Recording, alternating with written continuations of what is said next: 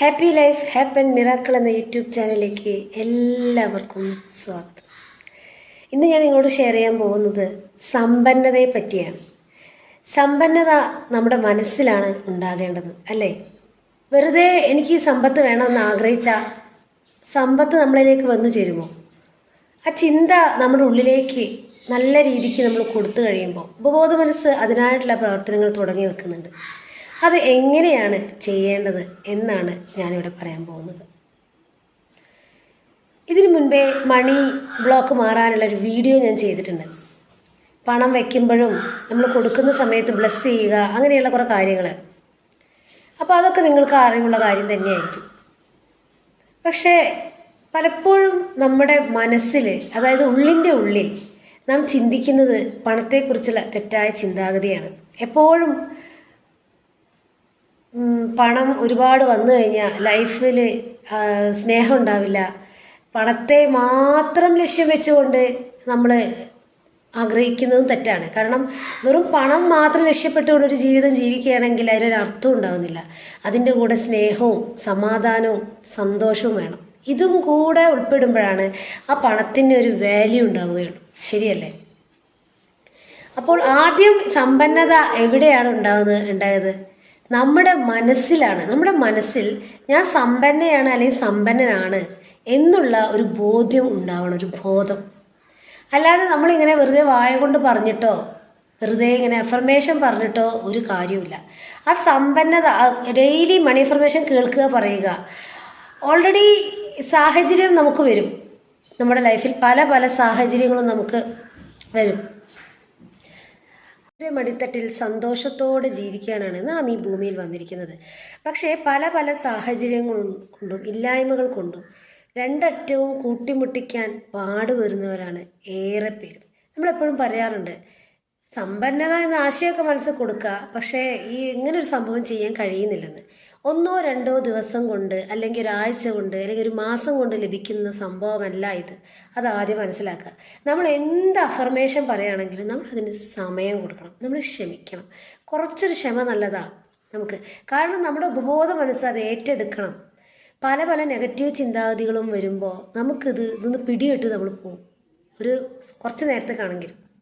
ഇങ്ങനെ വരുന്ന സമയത്ത് നമ്മൾ പറഞ്ഞ അഫർമേഷൻ അവിടെ നടക്കില്ല. അതുകൊണ്ടാണ് അഫർമേഷൻ പറയുമ്പോൾ വിശ്വാസത്തോടു കൂടിയും എത്ര പ്രതിസന്ധിയും പ്രയാസങ്ങളും ഉണ്ടെങ്കിലും സാഹചര്യം നോക്കാതെ പോസിറ്റീവ് അഫർമേഷൻ പറയണമെന്ന് പറയുന്നത്.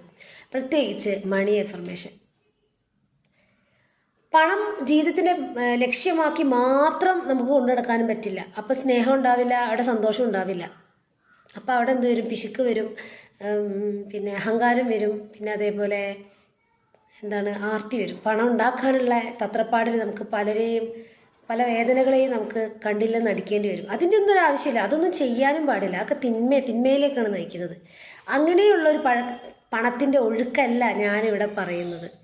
അതായത് സന്തോഷവും സമാധാനവും സ്നേഹവും സംതൃപ്തിയും നിറയുന്ന പണത്തിൻ്റെ ഒഴുക്ക്. അങ്ങനെയല്ലേ നമുക്ക് വേണ്ടത്? നമ്മൾ അതല്ലേ ആഗ്രഹിക്കുന്നത്?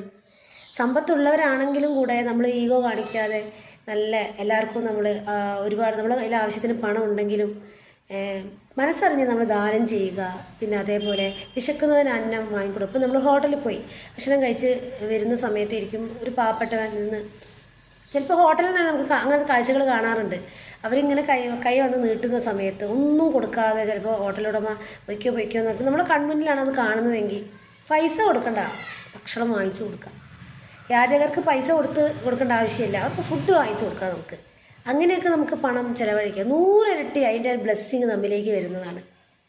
നമ്മൾ കൊടുക്കുന്തോറും നമുക്ക് ഇരട്ടിക്കുന്ന സംഭവമാണ് പണം. പക്ഷേ കൈമാറ്റം ചെയ്യുന്തോറും നമ്മളിലേക്ക് തിരിച്ചു വരും. പക്ഷെ നമ്മുടെ മനസ്സിലെ ചില ബ്ലോക്കുകളാണ് അത് നമ്മിലേക്ക് വരാതിരിക്കാനുള്ള കാരണം. പണത്തെ നാം അറിഞ്ഞും അറിയാതെയും തള്ളിപ്പറയാറുണ്ട്. പലരെയും കാണുമ്പോൾ അസൂയ കൊണ്ട് അവർ പൈസ ഉണ്ടാക്കുന്ന ആ ഒരു രീതി നമുക്കിത് കഴിയുന്നില്ലല്ലോ എന്നുള്ള ആ ഒരു ചിന്താഗതി മനസ്സിൽ വരുന്ന സമയത്ത് പലപ്പോഴും അവരുടെയൊക്കെ ഒരു ഭാഗ്യം എല്ലാം ഉണ്ട്. എന്നിട്ട് എന്താ സമാധാനം ഉണ്ടോ? നമ്മളങ്ങനെ സംസാരിക്കാറുണ്ടല്ലേ, ചില സമയത്ത് പറഞ്ഞു പോകാറുണ്ട്. നമ്മുടെ നിരാശയും നമ്മുടെ വിഷമം കൊണ്ടും പറഞ്ഞു പോകണം. ആരെയും തെറ്റല്ല, വേണിച്ചിട്ട് പറയുന്നതുമല്ല. അപ്പോൾ നമ്മൾ അങ്ങനെയുള്ള സംസാരങ്ങൾ നമ്മൾ ഇനി മുതൽ ഒഴിവാക്കുക. അവരെ ബ്ലെസ് ചെയ്യുക, അവർക്ക് ഉണ്ടാകട്ടെ. ഈ പ്രപഞ്ചം മുഴുവൻ നിറഞ്ഞു നിൽക്കുന്നത് അബണ്ടൻസാണ്, സമൃദ്ധിയാണ്. ആ സമൃദ്ധി നമ്മിലേക്ക് നാം അട്രാക്ട് ചെയ്യാൻ നമ്മുടെ ഉപബോധ മനസ്സ് വിചാരിച്ചാൽ നമുക്ക് സാധിക്കുന്നതാണ്.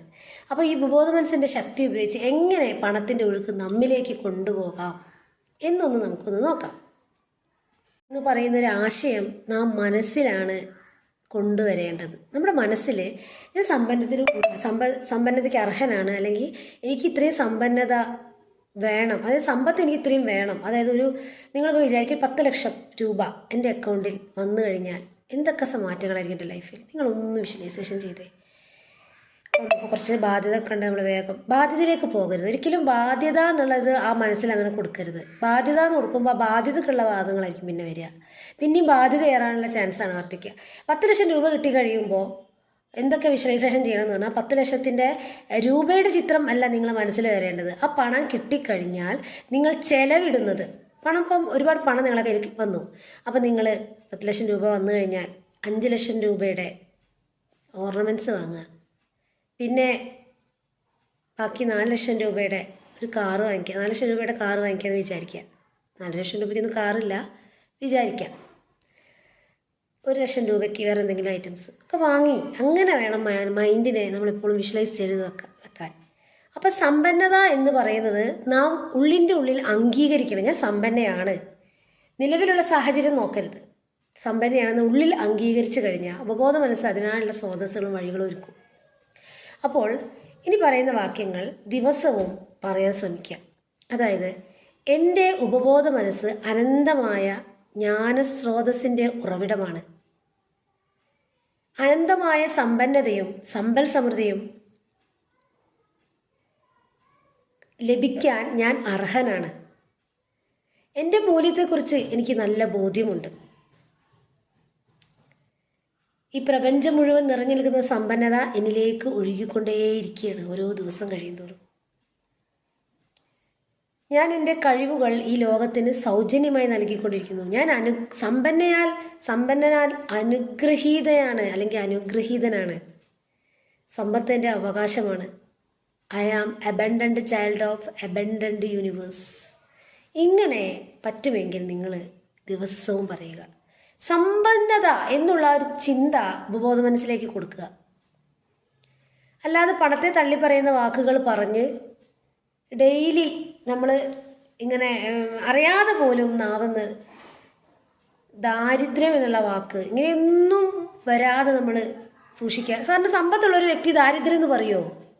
ഒരിക്കലും. ആ ചിന്ത ഉള്ളിൽ വെക്കണം എന്നുണ്ടെങ്കിൽ ആ ചിന്ത, ആ ഒരു സമ്പന്നത എന്നുള്ള ഒരു ചിന്ത, ഞാൻ ഇത്രയും പണത്തിന് ഉടമയാണ്, സമൃദ്ധി എൻ്റെ ജീവിതത്തിലുണ്ട്, സമൃദ്ധിയെ ഞാനിങ്ങനെ മനസ്സിൽ കാണുകയാണ്, ഓരോ ദിവസവും പണം അങ്ങനെ ഒഴുകിക്കണം, അങ്ങനത്തെ വീഡിയോസ് കാണുക. പണത്തോടൊപ്പം നാം സ്നേഹവും സമാധാനവും സന്തോഷവും ആഗ്രഹിക്കുന്നവരാണ്. അപ്പോൾ നമുക്ക് സ്നേഹവും നഷ്ടപ്പെടില്ല, സമാധാനവും നഷ്ടപ്പെടില്ല. ബന്ധങ്ങളൊക്കെ നമ്മൾ നിലനിർത്താൻ ആഗ്രഹിക്കുന്നവരാണ്. അല്ലാതെ നമ്മളിങ്ങനെ പണം മാത്രം ലക്ഷ്യം വെച്ചുകൊണ്ടുള്ള ഒരു ജീവിതമായിരിക്കരുത് നമ്മൾ നയിക്കേണ്ടത്. അതിൻ്റെ കൂടെ ഇങ്ങനെയുള്ള കാര്യങ്ങൾ, പിന്നെ ഇതിലുള്ള സ്രോതസ്സുകൾ, വഴികൾ തുറന്നു വന്നു കഴിഞ്ഞാൽ നമ്മൾ എന്തെല്ലാം ചെയ്യണം? ദാനം ചെയ്യണം, ഇല്ലാത്തവർക്ക് നമ്മൾ കൊടുക്കണം, അല്ലേ? തിരിച്ചു കിട്ടുമെന്ന് ഉറപ്പുള്ളവർക്ക് നമ്മൾ എന്ത് ചെയ്യണം? പണം കടം കൊടുക്കുക. അല്ലാത്തവർ തിരിച്ചു തന്നില്ലെങ്കിൽ നമുക്കതൊരു വേദനയ്ക്ക് ഇടയാക്കും, പ്രശ്നങ്ങളാവും. പലപ്പോഴും പണത്തിൻ്റെ പേരിലാണ് പല പ്രശ്നങ്ങളും ഉണ്ടാകുന്നത്, ശരിയല്ലേ? അപ്പോൾ അങ്ങനെ തിരിച്ചു കിട്ടുമെന്ന് ഉറപ്പുള്ളവർക്ക് നമ്മളത് കൊടുക്കുക, കൈമാറ്റം ചെയ്യപ്പെടേണ്ട വസ്തുവാണ്. പിന്നെ അതേപോലെ നമ്മൾ ശ്രദ്ധിക്കേണ്ട ഒരു കാര്യം, നമ്മളെ കയ്യിൽ പൈസയുണ്ട് എന്നിട്ട് നമ്മൾ ചിലവാക്കാതെ, ആവശ്യത്തിന് ചിലവാക്കാതെ അത് പിടിച്ചു വെക്കില്ലേ, അതൊരു നെഗറ്റീവ് എനർജി കൊണ്ടുത്തരുന്ന സംഭവം. നമ്മൾ ആവശ്യത്തിന് അത് ചിലവാക്കുക തന്നെ വേണം. ഈ പ്രപഞ്ചം കൂടെ നിലനിൽക്കുന്ന എബണ്ടൻസാണ്, അത് നമ്മിലേക്ക് തന്നെ തിരിച്ചു വരുത്താനുള്ള കഴിവ് നമ്മുടെ ഉപബോധ മനസ്സിലുണ്ട്. അപ്പോൾ സമ്പത്ത് ജീവിത വിജയം, ഈ ഒരു വാക്യം ഡെയിലി പറയാൻ നിങ്ങൾ പരിശ്രമിക്കുക, ശ്രദ്ധിക്കുക. ഡെയിലി പറയുമ്പോൾ അത് നിങ്ങളെ പാറ്റേണായി മാറും. സമ്പത്ത് ജീവിത വിജയം, സമ്പത്ത് ജീവിത വിജയം. പിന്നെ അതേപോലെ എൻ്റെ എല്ലാ താല്പര്യങ്ങൾക്കും അനുസരിച്ച് എനിക്ക് ആവശ്യമുള്ള പണം എന്നിലേക്ക് വന്നുകൊണ്ടേയിരിക്കുക. നമ്മളിങ്ങനെ അതിങ്ങനെ പറയുമ്പോൾ വിഷ്വലൈസേഷനൊക്കെ ചെയ്ത് ആ ഒരു ലെവലിൽ എത്തണം മൈൻഡ്. പിന്നെ മണി ബ്ലോക്ക് മാറാനുള്ള വീഡിയോസിൽ പല കാര്യങ്ങളും പറയുന്നുണ്ട്, അതെല്ലാം കാണാത്തവരാണെങ്കിൽ കാണുക. സ്വിച്ച് വേർഡ്സ് ഉപയോഗിക്കുക. ഇങ്ങനെയൊക്കെ നമുക്ക് നമ്മിലേക്ക് പണം അട്രാക്റ്റ് ചെയ്ത് കൊണ്ടുവരാൻ സാധിക്കും. നമ്മുടെ പേഴ്സിൽ എപ്പോഴും പൈസ ഉണ്ടായിരിക്കണം, അതായത് പേഴ്സ് ഒരിക്കലും വാലറ്റ് ഒരിക്കലും എന്താണ് ഇങ്ങനെ ബ്ലാങ്ക് ആക്കി വെക്കരുത്. കൊടുക്കുന്ന സമയത്ത് സന്തോഷത്തോടെ കൊടുക്കുക. ഒരു ഡോക്ടറെ അടുത്ത് പോയി മരുന്ന് കാണിക്കുമ്പോൾ ഫീ വാങ്ങും. നല്ല ഫീ ആണെന്ന് വിചാരിക്കുക. 200-300 രൂപയാണെങ്കിൽ 500 രൂപയേ ഉള്ളൂ. കൊടുക്കുമ്പോൾ മനസ്സറിഞ്ഞ് ആ ഡോക്ടറുടെ ആവശ്യങ്ങളൊക്കെ നടക്കട്ടെ, എന്നിട്ട് അത് ബാങ്ക് പോട്ടെ, പല പല വ്യക്തികളുടെ കൈകളിലൂടെ പോട്ടെ, അവസാനം അതിലിരട്ടിയായി എന്നിലേക്ക് തന്നെ 100 ഇരട്ടിയായി മടങ്ങി വരട്ടെ എന്നിട്ട് ബ്ലസ് ചെയ്തിട്ട് വേണം നമ്മൾ കൊടുക്കാൻ. ആ പണം നമ്മിലേക്ക് തന്നെ യാന്ത്രികമായി മടങ്ങി വരും. മണി അഫർമേഷൻ ഡെയിലി കേൾക്കുക. ഇതെല്ലാം പണത്തെ ആകർഷിക്കാൻ വേണ്ടി ചെയ്യുന്നതാണ്. ഇനി മുതൽ രണ്ടറ്റവും കൂട്ടിമുട്ടിക്കാൻ സാധിക്കുന്നില്ല എന്ന് പറയാതിരിക്കുക. നമ്മുടെ ഫ്രീക്വൻസി, മണി ഫ്രീക്വൻസി ഉയർത്താനുള്ള സംഭവങ്ങളാണ് ഇതെല്ലാം. ഫ്രീക്വൻസി ഉയർത്തുക എന്ന് പറയുമ്പോൾ ആ ഒരു മൈൻഡ് സെറ്റ്, നമ്മൾ 1,00,000 രൂപ നിങ്ങളുടെ കയ്യിൽ കിട്ടിയെന്ന് പറയുമ്പം കണ്ണടച്ചിരുന്ന് 1,00,000 രൂപ കയ്യിൽ കിട്ടിയെന്ന് ചിന്തിക്കാൻ പറഞ്ഞാൽ ചില ആളുകൾ ചിന്തിക്കുക 1 5 0 അല്ലെങ്കിൽ കുറേ നോട്ട് കേട്ട് ഇങ്ങനെ മുമ്പിൽ വെച്ച് അട്ടിക്ക് വെച്ച ആ ചിത്രം, അതൊക്കെ എനിക്ക് മനസ്സിലാവും. ഒരിക്കലുമല്ല.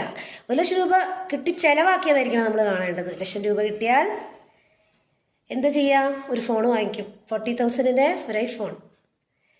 ബാക്കി 60,000 എന്താണ് പല പല ഓർണമെൻറ്റ്സ് അല്ലെങ്കിൽ എന്തെങ്കിലും നമുക്ക് ചിലവാക്കിയ മാതിരി കാണാം. പിന്നെ മാജിക് ചെക്ക് എഴുതുക.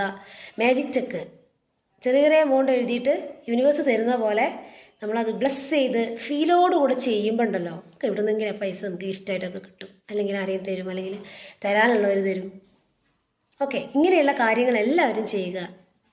നിങ്ങൾക്ക് മനസ്സിലായെന്ന് ഞാൻ വിശ്വസിക്കുന്നു. അടുത്ത വീഡിയോയുമായി വേഗത്തിൽ വരുന്നതാണ്. Thank you.